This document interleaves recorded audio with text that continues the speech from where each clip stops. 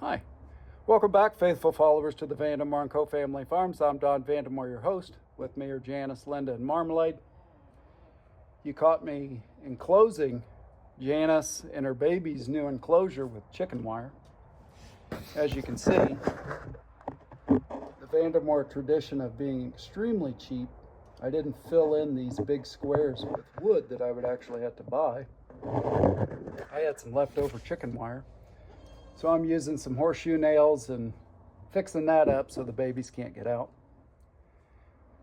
We've got some late breaking news from the Vandemore & Co. Family Farms. This is a special message brought to you by me on behalf of my wife. So yesterday we were coming back from doing one of our many chore runs and probably coming back from a kids' basketball game or some other sporting event.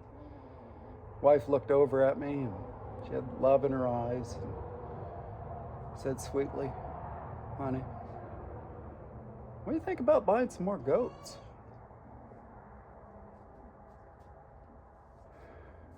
You know my wife, you don't say no, and you don't make a facial expression because then you're caught.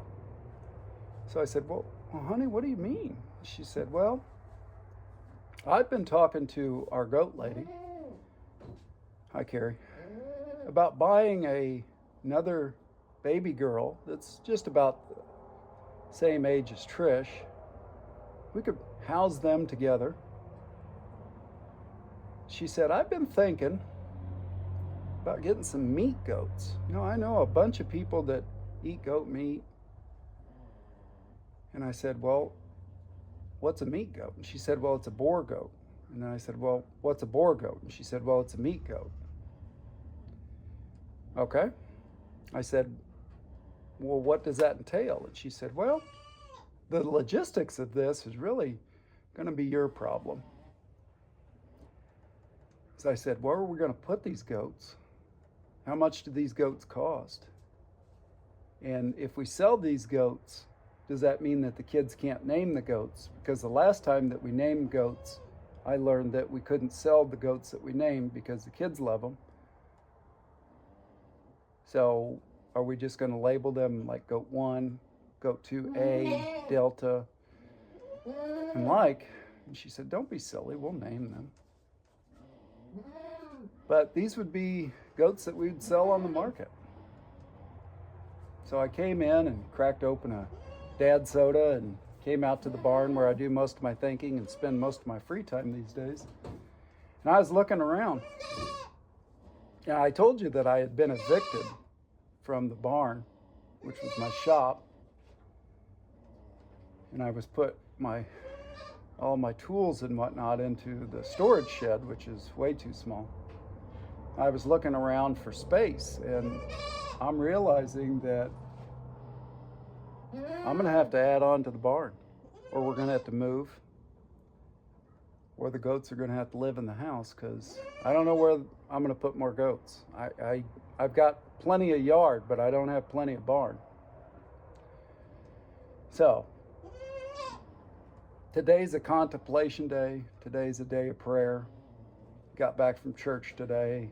I decided that if I was going to get any work done, I should probably go out to the barn and start hammering and nailing and screwing in things and dealing with the goats. And well, I'm not complaining because our pastor, Bill Grandy, said that we should have days of thanks, of praise, literally being appreciative of all the blessings that God has given us. And I'm going to do that. God's given me a good wife, wonderful children, and it's a sunny day and it's not 4 degrees. I actually had my jacket off earlier because I got so hot. Well, stay tuned because the Vandemore & Co. Family Farms is growing.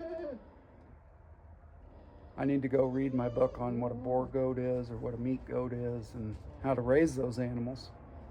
I don't know if you can milk those animals too or what. I don't know. Well, thanks for joining us and stay tuned.